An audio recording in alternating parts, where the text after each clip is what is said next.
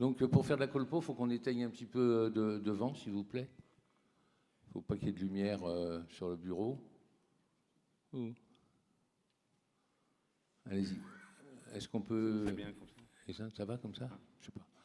Bien, donc voilà, on vient de le voir. Je vous remercie tous de patienter jusqu'à une heure pareille pour faire un petit défilé de la colposcopie.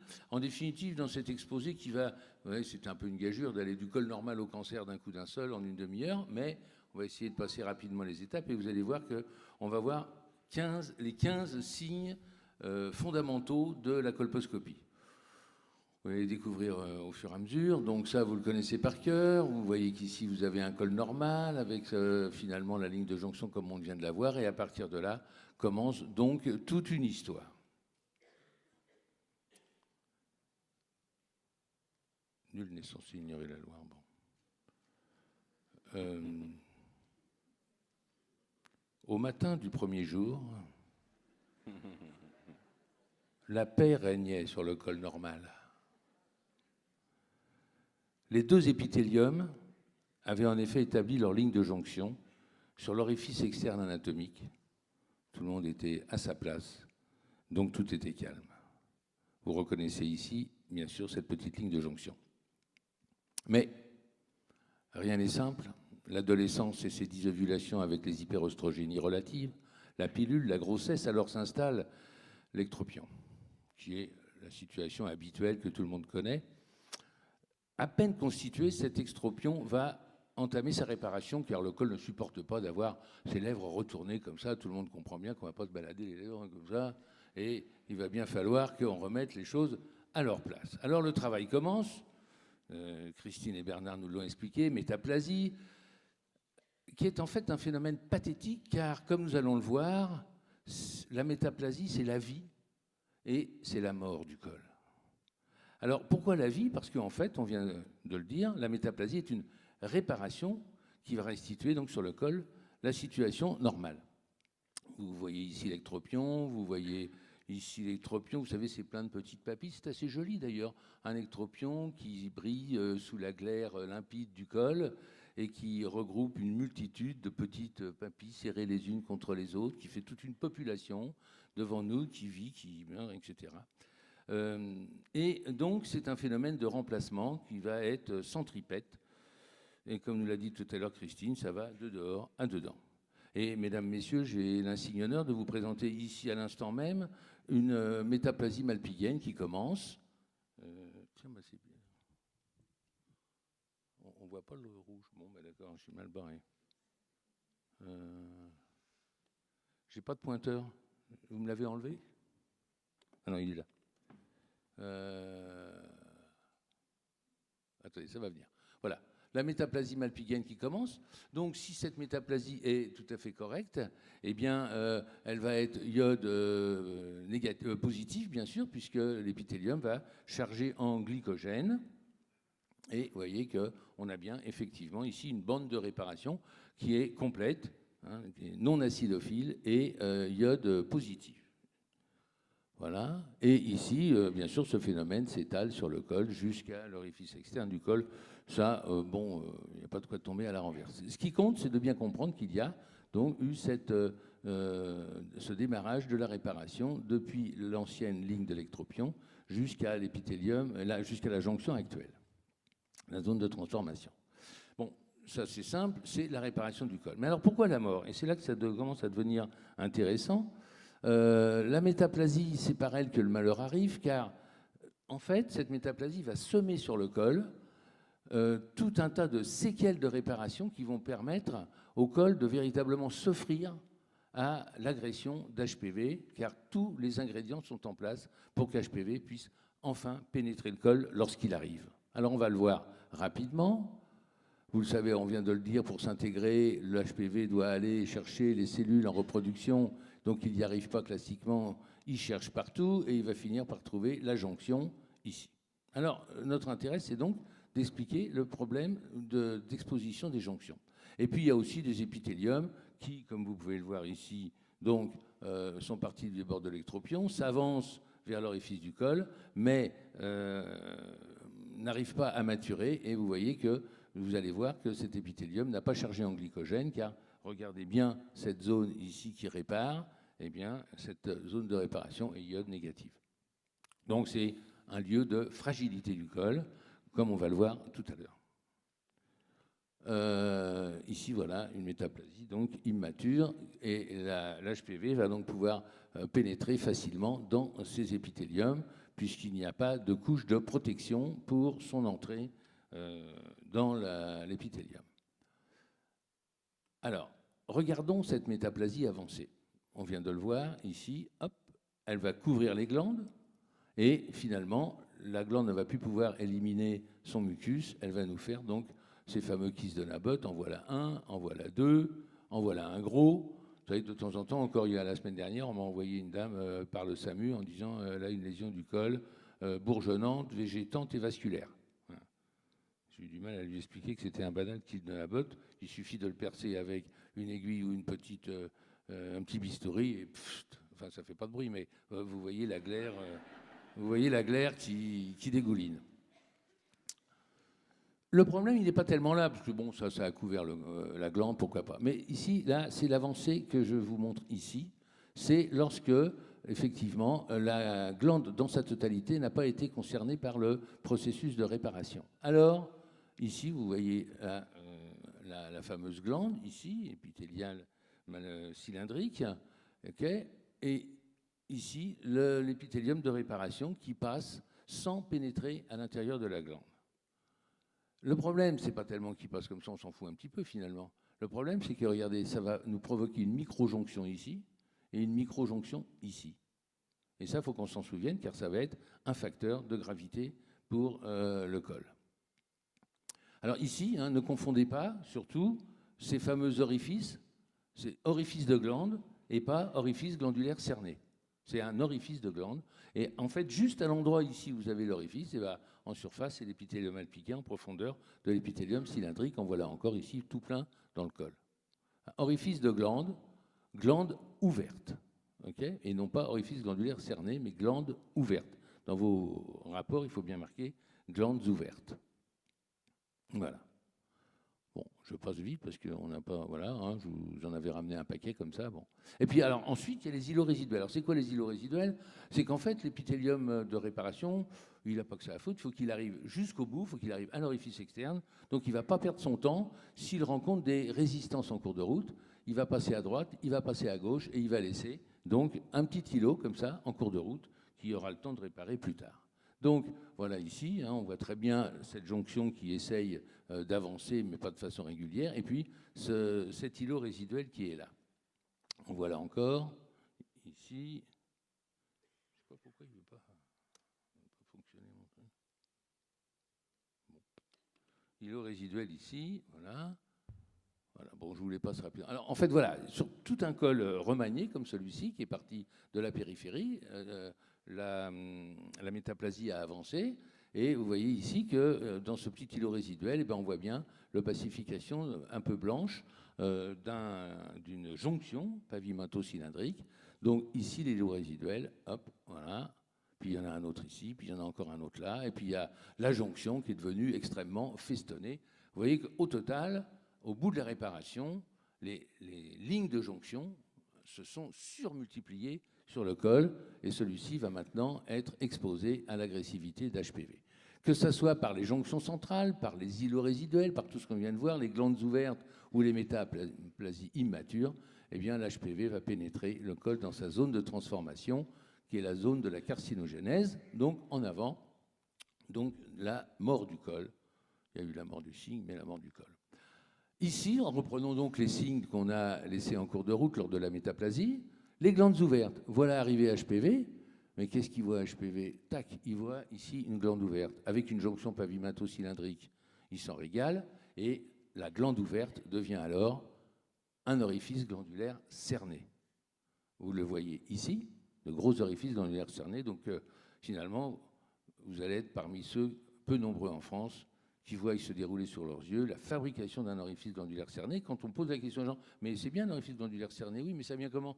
Eh bien, tout simplement par le processus qu'on vient de voir. Regardez ici, là, hop, petits orifices glandulaires cernés. Ici, gros orifice glandulaire cerné. À partir de ce cerne, eh ben, la diffusion va pouvoir partir dans toutes les directions pour recouvrir le col.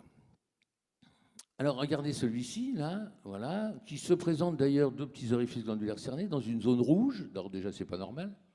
Hein, une zone rouge, c'est toujours une zone qui est, où l'épithélium de surface travaille. Vous voyez ici un gros vaisseau pathologique, donc 2 orifices glandulaires cernés sur une zone rouge avec de gros vaisseaux. Voilà des orifices bien pathologiques, d'accord.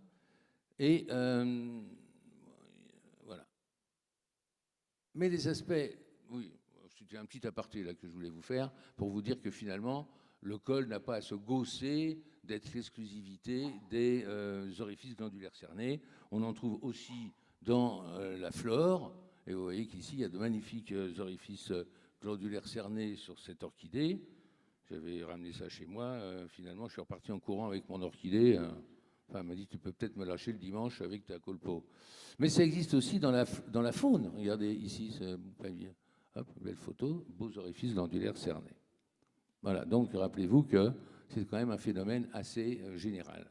Regardez autour de vous, vous allez en trouver plein.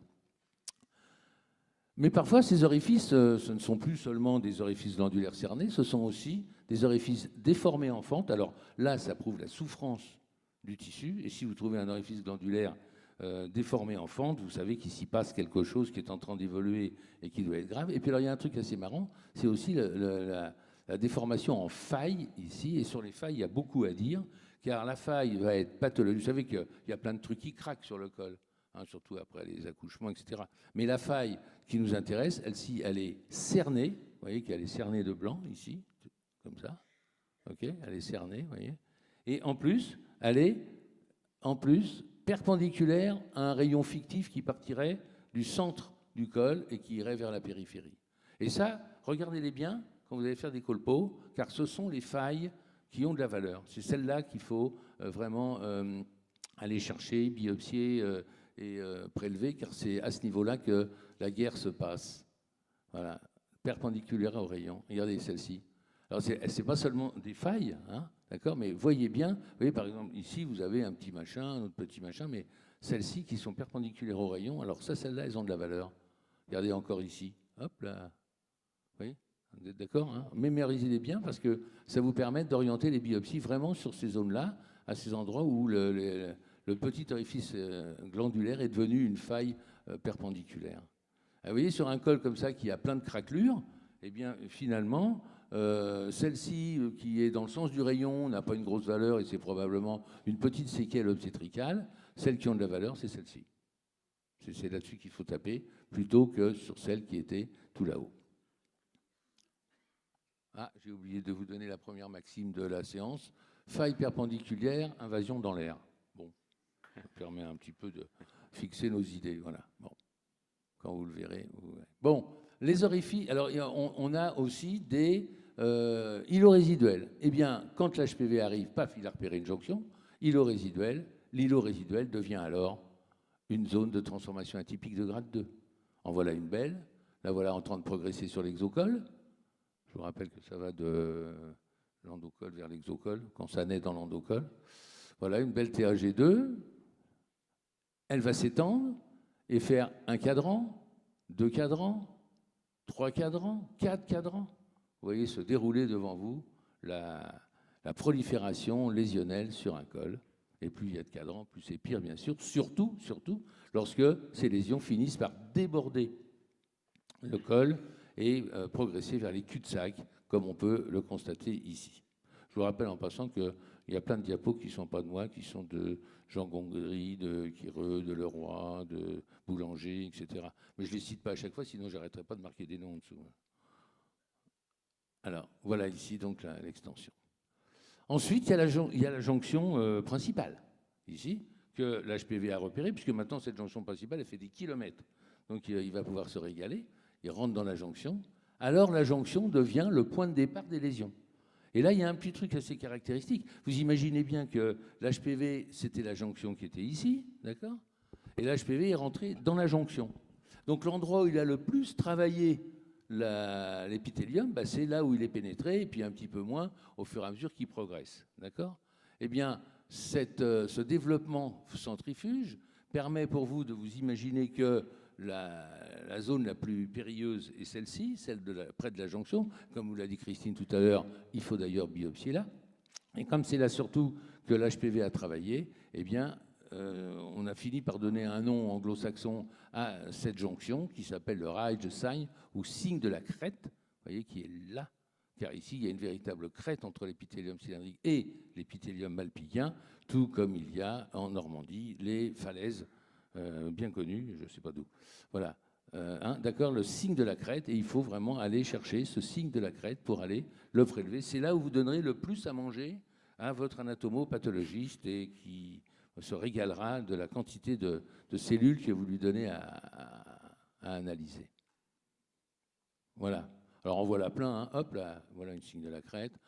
Celle-ci est intéressante car lorsque vous arrivez sur un cas comme celui-ci, vous voyez bien ici une lésion, puis vous voyez que là, vous ne la trouvez pas trop, vous ne savez pas trop où elle est. Alors délicatement, eh bien, vous allez soulever tranquillement sur cette zone un peu épaisse, ici avec une petite spatule ou une petite pince, vous allez soulever délicatement le tissu et vous allez voir apparaître cette magnifique crête qui est ici, sur laquelle donc vous allez pouvoir biopsier. Mais oui, il suffisait de soulever un petit peu pour bien voir se dessiner la ligne de crête qui est l'endroit le plus grave ici, et la biopsie, bien sûr, à trouver à ce niveau-là du CIN3.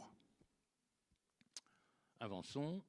Comme je vous l'ai dit, on part de la jonction, on diffuse de façon centrifuge, ici, et là, il y a une petite guerre que j'aime bien montrer et que je vais vous dire vite fait parce qu'elle finit par coller à ma peau. C'est cette fameuse ligne interne dans l'histoire du col.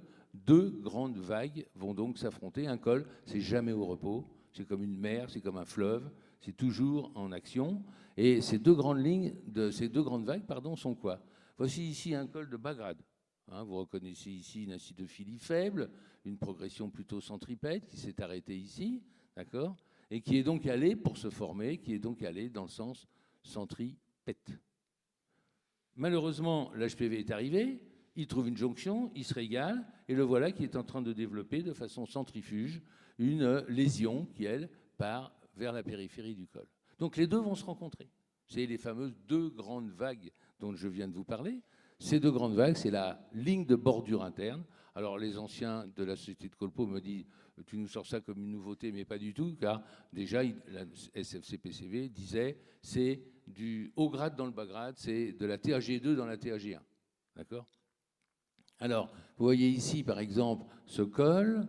Je pense que c'est à Jean-Luc, d'ailleurs, cette photo. Vous voyez ici que ce col s'est réparé, ok, mais qu'à partir de la jonction, ça a donc une lésion à diffuser et prolifération. Et les deux se sont rencontrés ici, sur la inner borderline.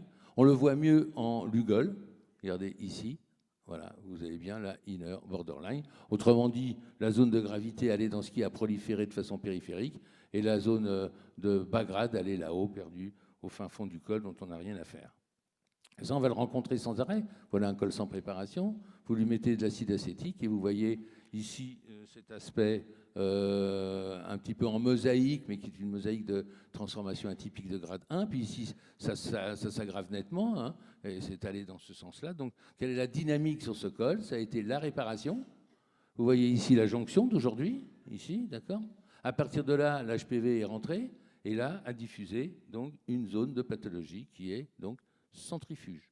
Okay, entre les deux, une ligne de bordure interne. Alors vous allez me dire, il ne va pas passer le réveillon avec sa ligne de bordure interne, mais pourquoi j'insiste là-dessus? Parce que, regardez, le jour, vous les voyez bien, je pense puisqu'on a beaucoup de temps, regardez, par exemple, sur ce col qu'on a fini par traiter, donc ici, tout autour, une transformation atypique de grade 1 qui est la réparation d'un vaste ectropion, ok, et puis, ici, ça s'est réparé, TAG1 qui s'est...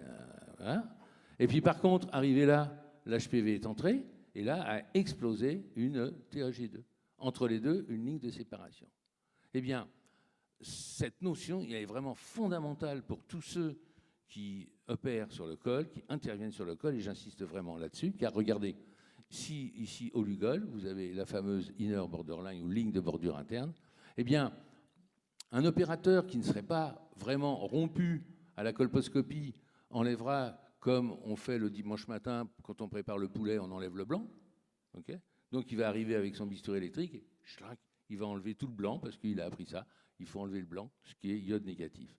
Manque de peau, tout ce qui est en dehors ici de la inner borderline n'a aucun intérêt et il aurait pu simplement sectionner que ça. Faire peut-être éventuellement un petit peu de laser sur la périphérie, mais vous voyez que c'est très économe pour le col et que chez les femmes qui ont des lésions de haut grade alors qu'elles sont encore en âge de procréation, eh bien, vous voyez que vous allez pouvoir être économe sur ce col. Ici, j'ai présenté un petit truc de Jean Gondry, hein, avec ici la partie centrale qui est de la TAG2, hein, qui est partie de façon centrifuge, façon centripède et de la TAG1, entre les deux la inner borderline.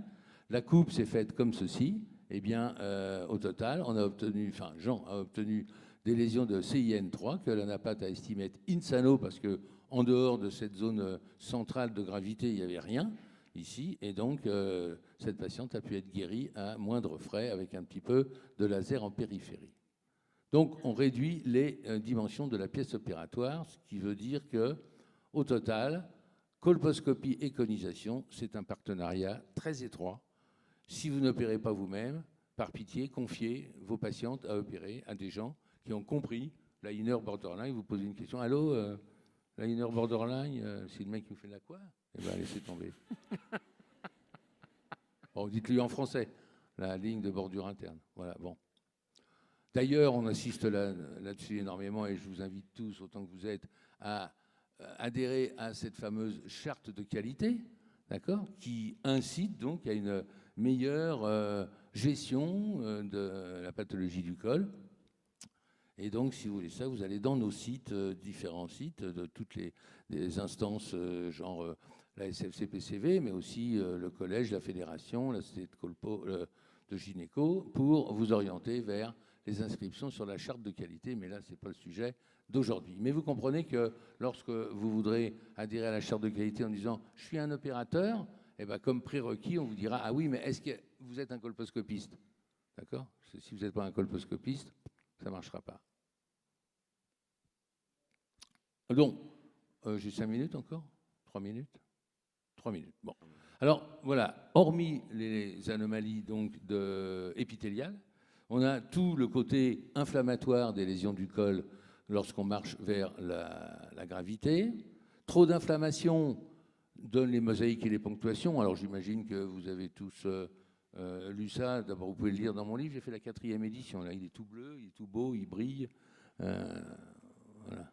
Bon, j'avais le droit de faire une petite pub. Bon, mosaïque et ponctuation, je passe. Les remontées conjonctivo-vasculaires, vous les connaissez par cœur. Ici, vous voyez des grosses mosaïques. On dit qu'elles sont grossières, mosaïque et ponctuation. Voilà. Bon, je les passe un petit peu vite parce que c'est pas. Voilà. Je voulais vous montrer ça, les mosaïques. Je voulais vous montrer celle-là. Vous savez bien que c'est ma mosaïque, d'accord ? Pourquoi ? Qu'est-ce qu'elle a celle-ci ? Eh bien, regardez comme elle est belle. Elle n'est pas régulière, ok ? Et en plus, elle est centrée par un trait au milieu, par un trait rouge au milieu. Vous voyez, ici ? OK.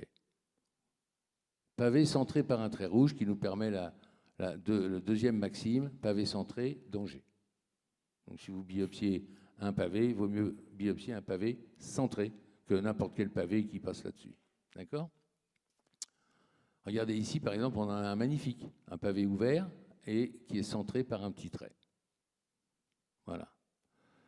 Ensuite, ici, vous voyez sur cette coupe les remontées conjonctivo-vasculaires, mais lorsque la prolifération cellulaire est intense, eh bien, petit à petit, ces remontées conjonctivo-vasculaires vont finir par s'effacer sous la pression des proliférations cellulaires. C'est un peu comme si l'abondance cellulaire poussait la porte de ces remontées conjonctivo-vasculaires qui finissaient par tomber. Et bilan de l'opération, eh bien, le pavé, ici, ne va plus être cerné comme il faut par ces remontées conjonctivo-vasculaires qui sont progressivement en train de disparaître. Voilà ici, par exemple, ce pavé-là a une valeur péjorative beaucoup plus importante parce qu'il est ouvert que le pavé qui est là, bien cerné. Bon, celui-là, il est un peu centré, mais vous voyez, ici, là. Alors, pourquoi ? Parce que celui-ci a perdu un muret. La prolifération cellulaire est telle que, ici, le muret, il est tombé. D'accord? Donc ça a aussi une autre valeur importante, pavé ouvert, pavé perverse. D'accord? Donc allez nous chercher sur un col, les pavés ouverts, ils sont pervers. Voilà, on en trouve ici, regardez comme ils sont magnifiques ceux-là. Regardez les ouverts. Ah, on les voit, hein? Ils croyaient se cacher, non. Voilà, regardez ici, là-bas, on se demande où on va biopsier. Ici, on cherche. Ici, ça a l'air bien épais, regardez ici. Vous avez non seulement un pavé ouvert, mais en plus centré par un trait rouge. Regardez. Regardez-le. Voilà, et hop, vous le biopsiez. Vous êtes sûr de trouver ici un micro-invasif. Trop d'inflammation, c'est aussi la rougeur du chorion. Alors, n'oubliez pas, quand vous commencez une colposcopie, commencez par toiser le col. Regardez-le un petit peu comment sont disposées les zones blanches, les zones rouges. Et vous voyez ici que la zone rouge est périlésionnelle. Ça a une beaucoup plus grande valeur que l'image contraire. Encore ici, vous voyez, périlésionnelle. Et regardez sur un col où vous hésitez un petit peu, eh bien, vous voyez ici l'orifice externe du col, vous voyez du blanc qui entoure ce rouge inflammatoire, érosif, mais ce blanc qui est ici, c'est de la TAG1, il ne vous intéresse pas parce que le rouge est dedans. Alors que vous voyez magnifiquement ici cette zone blanche sortie du col, venue se mettre sur l'orifice externe et la zone rouge est autour. Cette zone rouge, ça veut dire que l'inflammation qui est en dessous déborde la zone acidophile. C'est le coup, vous savez, ceux qui ont déjà vu ça, je vous ai déjà montré le coup de ma poêle. Hein, c'est-à-dire que, en fait, le rouge qui est en dessous est beaucoup plus important que la zone pathologique. Voilà. Enfin, vaisseau pathologique, vous les connaissez tous. Je vous dis simplement les 4 critères d'un vaisseau pathologique. C'est augmenter de volume, oui, il est là, par exemple. Hein. Les 4 critères, c'est augmenter de volume, rigide, sans diminution de calibre et sans arborescence. Il est raide comme un passe-lacet. Okay, il sort de la profondeur, il apparaît comme le dos du dauphin qui longe les bateaux, et il replonge à l'intérieur du chorion. C'est donc le vaisseau pathologique. Les autres, ici, ils sont souples, même s'ils sont gros, et ils diminuent de calibre. Voilà. Bon, je passe un peu parce que je crois que l'heure tourne. Alors, ce qu'il faut savoir, c'est que par rapport à la terminologie de la Société française de colpo, pour ceux que ça intéresserait, on est dans ce qui s'appelle là le grade 2, les TAG, transformation atypique de grade 2. Et ici, on était dans la TAG2A parce qu'on avait un épithélium intact. Lorsqu'on marche vers l'invasion, voilà, l'épithélium, bien qu'il soit grave, il est quand même intact. Mais quand on va partir la marche vers l'invasion, eh bien, il va y avoir une altération progressive de l'épithélium de surface. Et à ce moment-là, on va passer ici à la TAG de B, c'est-à-dire qu'il y a des érosions. Ces érosions, il reste toutefois plus de blanc que de rouge. Okay, regardez par exemple ici des érosions. Il y a quand même plus de blanc que de rouge. Ici des érosions. Merci Jean. En fait, ici, c'était très grave, mais il y a quand même plus de blanc que de rouge. Et ici, pareil, malgré cet aspect assez impressionnant. Et puis enfin, le stade C, TAG2C, à ce moment-là, il y a plus de rouge que de blanc, car on arrive au stade de l'ulcération. Okay, voilà, les ulcérations, ce ne sont plus des érosions, ne confondez pas les deux, c'est les ulcérations qui sont ici, là, et le blanc, progressivement, recule, voilà, et on en arrive même ici à ne voir plus de blanc, il n'y a plus que le rouge inflammatoire érosif et érosif. Voilà. Le dernier stade, c'est la formation, l'aspect tumoral. Voilà. Donc, vous connaissez le meilleur moyen, juste cette petite aparté à la fin. Est-ce que vous connaissez le meilleur moyen de ne plus voir ça? J'espère que bientôt. Hein, eh bien, ça s'appelle la vaccination. Voilà.